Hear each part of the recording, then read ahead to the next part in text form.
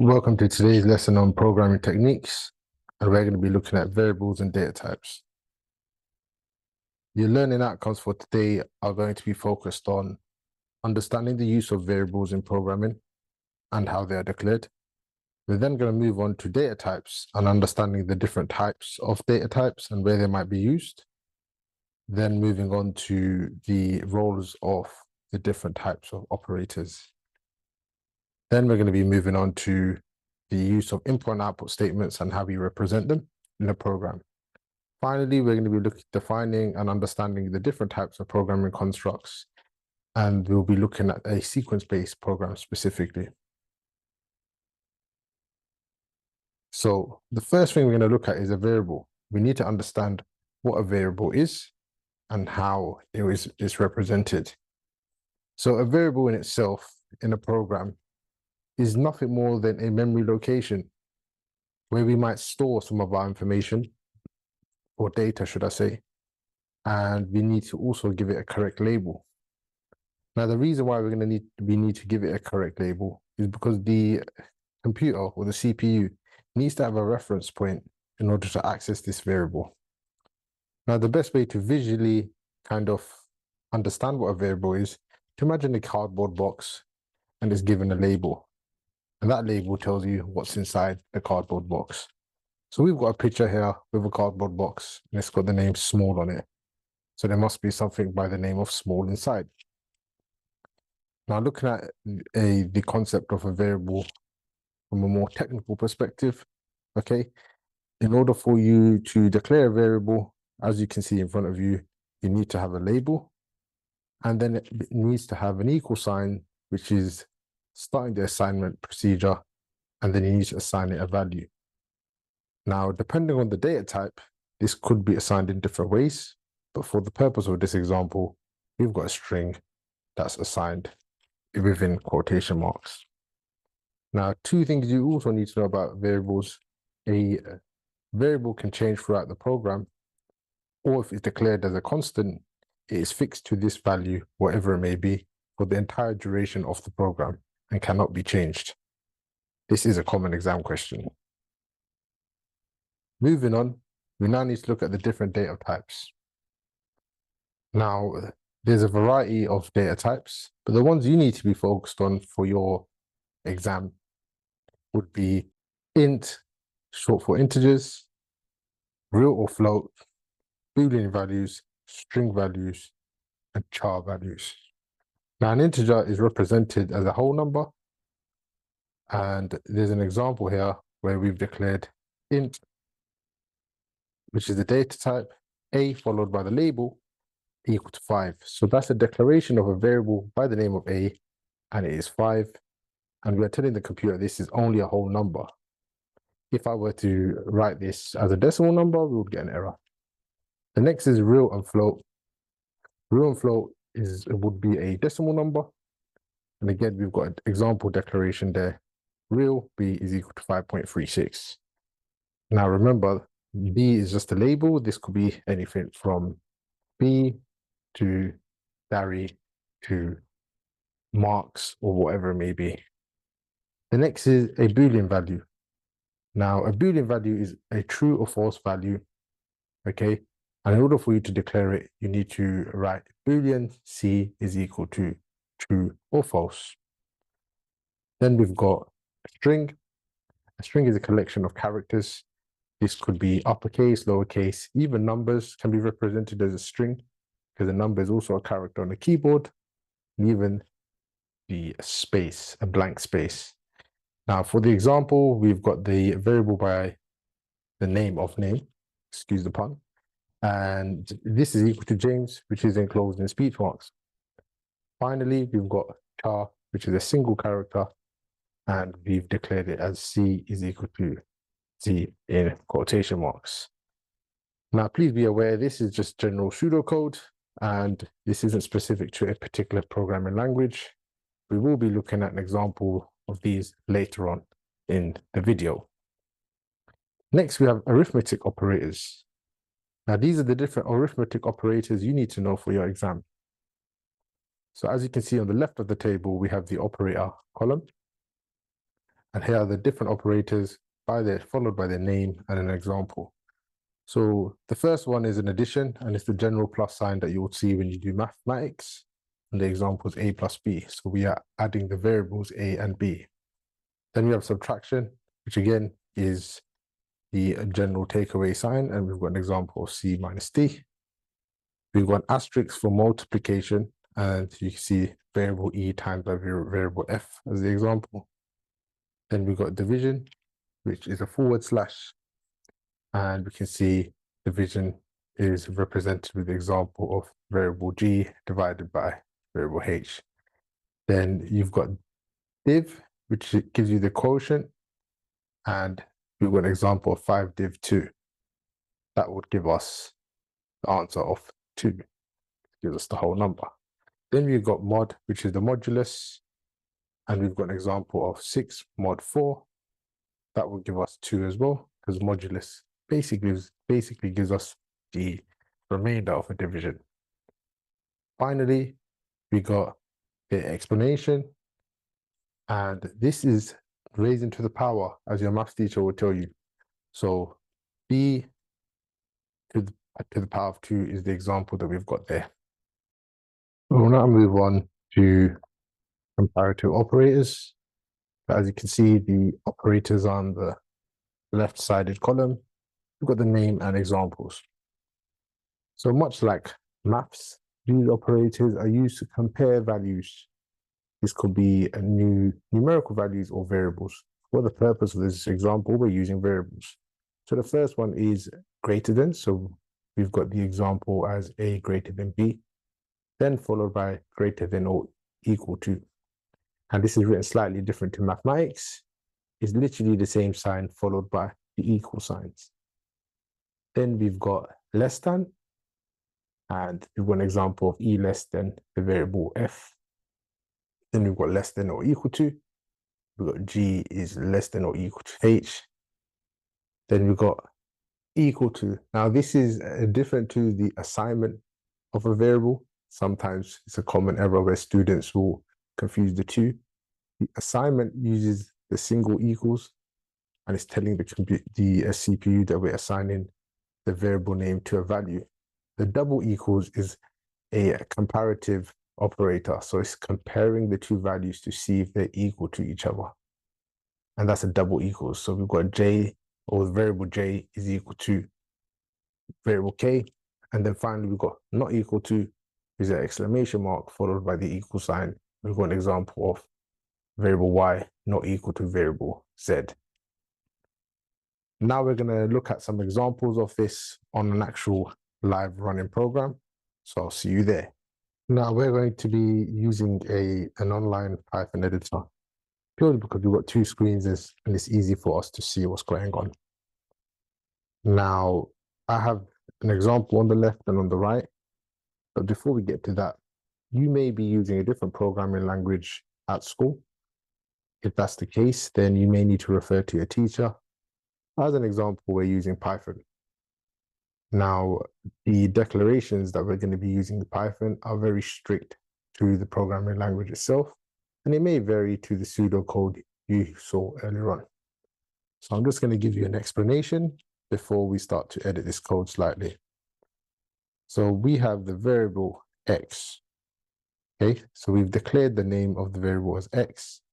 So imagine now we have a shoebox or a cardboard box by the name of x, and it's equal to the word Python in speech marks. Then we have a similar scenario with y and z. And if you remember correctly from our different data types, when we declare them with speech marks and it's a set of characters, it tends to be a string. So we have 3 separate strings, one by the name of x, then y, and then z, with the values Python and is, then followed by awesome. So x is equal to Python, y is equal to is, and z is equal to awesome. Then we've got 2 number variables, one by the name of num1 and the second by the name of num2. And one is equal to 5, and the other is equal to 5.689. Now, as you can see, this program has been run already. we can see we use print statements, which is something we're going to look at later on in the lesson, specifically in order for us to output this onto the screen. Now, if I wanted to create another variable, it's very simple. I need to think of a name. So I want to declare another string. So I'm going to call it the name equals, followed by the speech marks. I like to do both the speech marks first, so I don't forget to close them, because that could lead to an error. And I'm going to call this the computing guy. And if we now print this, sorry, not with the speech marks, I'm going to print it by the variable name, because I want to print the variable. If we run this now, we should be getting the output, the computing guy. So we wanted to print the variable name, and the computing guy has appeared. Now, if I change the name to teacher, what do you think is going to happen? Now, if I'm going to use my logic, I wanted to print the variable name, and the variable name is equal to teacher. So this should change to teacher. Let's see what happens. There we go. Okay, so remember here we are printing the references, and the references of the variables are always equal to something. So now if I wanted to do a bit of arithmetic, I'm going to create a new number called num3, and we're going to make it equal to num1 plus num2. And then we can print this. So we're just demonstrating some of the stuff that we worked on the theory side of things earlier on in the lesson. And now we're going to be taking a look at how it runs practically. So you can see num3, we printed it off, and it's equal to num1 plus num2, which gives us 10.689. Now, for the sake of the argument, let's change this to multiplication. And I don't know what that's going to be, because I'm not a maths teacher, but let's see. We've got 28.445. So we can see what's going on here. So these are practical examples of what we just looked at. Let's head back to the lesson. Now, coming back to the lesson, we're going to be continuing with input and output statements. So as you saw in the example, I had something called a print statement, which is an output statement, in case you're wondering what that was. But before we get there, we're going to be looking at input statements. Now, sometimes we might need to get the user to input the data. We want the user to be able to have some sort of usability, some sort of interaction with their computer, and we want the value to be able to change. In that instance, we need input from them. We need them to give us the information or the data that will be stored in the variable. Now, I've got two examples here for you to look at, okay? One is a bit more Python specific, and one is pseudocode specific, just to let you be able to differentiate between the two when you're writing out your exam answers. So we've got A is equal to input, what is your name, enclosed in speech marks and brackets. And then we've got A is equal to input, written in capitals, followed by what is your name. That is an example of pseudocode. Pseudocode doesn't strictly need to be exactly the same. We just have a list of keywords that we need to make sure that we ensure that we are using, and input is one of them. The next thing is output. So how do we output our statements for the CPU to be able to show the user on the terminal? Okay, so in the example that we just saw earlier on, here you saw the black screen on the right hand side. That was the output statements. So not everything I wrote in the program actually was outputted. The assignments of the variables weren't shown on the black screen. It was just the print statements. And that goes to the demonstration of how we do this. So we'll write print followed by brackets and then quotation marks with whatever we want to be printed onto the screen. However, if we were to use pseudocode, we would say the word output, hello world. So that's input and output statements, and we're going to be hopefully using them throughout our journey to be able to demonstrate our use of programming. Finally, we've got programming constructs. Now, this is the understanding of how a program may be constructed or used, okay? And this is something that's going to be an ongoing skill or an ongoing thing that you're learning about throughout the time that you're going to learn programming. So we've got sequence, selection, iteration. Today, we're only really looking at sequence. So selection and iteration, it may be new to you if you've not done any programming before. If you've done programming in Key Stage 3, or even if you use Scratch, you may be familiar with selection and iteration. So sequence is when the program runs in a particular sequence and it's in a particular order, and it's literally line 1 followed by line 2 and 3 and 4, and that's the order it's processed in. Selection is where the path of the program might change depending on the conditions, and this condition will then require a selection to be made, hence why we've given it the name selection. And finally, iteration is the repeated execution of a section of code when a program is running. And this could be condition-based also, but it's something that we're going to learn in a later lesson. So we're going to look at sequence programming a bit more specifically today, purely because that's what we're looking at today. So like I said, sequence is the first programming construct, and the statements are executed one after another in a sequential order. So line 1 followed by line 2, and so on and so forth. The sequence of a program is extremely important, okay? Because it's carrying out instructions, okay? And if we carry out the instructions in the wrong order, it could lead to the program performing incorrectly. So we've got an example now, okay? This is written in Python, which we will be looking at later on also. And we've got the order. Now, the reason why I'm showing you this example, if we see, we've got the declaration of the variable total, we've got the declaration of the number values, number 1 and number 2, which involve input, and then finally, we've got the average. Now, if we were to have put the line average, so that's line number 4, if we were to have put that after total is equal to 0, and we would have told the computer to calculate number 1 minus number 2, sorry, number 1 divided by number 2, before they were even created, the variables that is, then our program will give us an error. So that's an example of a sequence-based program and what moving the lines around could do. So we're now going to look at some more examples on the programming platform. So we're now going to be looking at some examples. These examples are going to allow us to see how a sequence of a program can affect whether it runs correctly or not, and just to experiment the use of, inputting data as a user and also outputting to the terminal. Now, you'll notice this is a different online editor compared to the previous example. This is purely to give you guys, different options for online editors in case you cannot download Python on your desktop, or if you don't have a desktop or a laptop. Now, I'll be sharing the links to all of these editors in the description of the video. So we're going to start with a bit more of a complicated example than the one we looked at in the PowerPoint. So I've got totals equal to 0.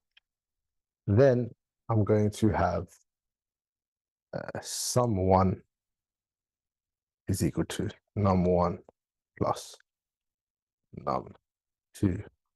Then sum2 is equal to num3 plus num4. So we can see we're going to be adding some variables. Now we need to do the inputs for these variables. So you can see I'm doing int input, and then we leave the speech box there for now. The reason why I put int over here is purely because we need to tell the computer that whatever variable is inputted, we want it to be stored as a data type of integer. This process is called casting. It's something you're going to learn about later on in your course. So I want to ask, what is your first number? And we ask the question. For the purpose of time, so you don't watch me typing, I will copy and paste this process, renaming the names of the variables. Now I have 4 cardboard boxes with the names num1, num2, num3, num4. Sorry, didn't need to delete that. Delete this one, put the second, followed by third, and then fourth. So now we've asked the user for the 4 numbers, and then I want to do the grand total, okay, which will be sum1 plus sum2. Now, if we print it, this should give us the total. Print total. Now, let's see what happens. Let's run it. So we can see there's an error. Line 5 in the module, num1 plus num2. Num1 is not defined. Exactly what I wanted to show you. I'm sorry, guys. I set you up, okay? So, if you see the variables num1 and num2, they don't exist. Where they don't exist, we are trying to ask the program to add 2 things that don't exist. They've not been, declared. They've not been initialized. So realistically, this part of the program needs to come before any calculations are done, because we can't create something. So we can't calculate something that's not been created. So I'm just going to make the program look a bit more neater, bring things a little bit higher up. Okay, separate these, join these. Okay, so now let's see if it works. So let's see if it works. So what is your first number? I'm going to say 10. Second number, 12. Third number, 14. Third number, 16. So the answer is 52. Okay. Now, we can also add print statements to see what sum1 and sum2 are, if we were to want to check that out. Now, with the print statements, we can also add some speech around the variable. So within 2 speech marks, I can say the total is with a space. Okay, then you do need to follow the speech mark with a comma to separate it, to allow the CPU to know this is a variable by the name total. Let's do this again. 10, 12, 14, 16. So the total is 52. So just to summarize, this program is using the sequence construct, and we are running lines sequentially. So line 4 followed by 5, 6, 7, 8, 9, 10 respectively. Okay, we've got a variety of instances where we've used input, we've casted it into the data type integer. We've then got multiple declarations where we're using arithmetic operators to add the values inside the variables. And then finally, we have a print statement. So this is using a variety of the things that we looked at today. And I hope it makes things a bit more clearer for you. Now let's summarize the lesson. So to summarize today's lesson, we have uncovered variables and their structure. How are they declared? Okay. Now, with the variables, they can be of different data types. Just to remind you, this was integers, this was real numbers, this was strings, booleans, and chars. And we've got the different types of operators, which we're probably going to be using together with the use of selection and iteration programming constructs more specifically. Then we got input and output statements. This was telling the computer that, we want some user input, and the print values to give us our output to the terminal. And finally, we got definitions of programming constructs, and we looked at a sequence-based program specifically. Thank you for your time today. I really do hope that this lesson was beneficial, and please do stay tuned for the next one. Again, please like, comment, share, and subscribe, and don't forget to hit that notification bell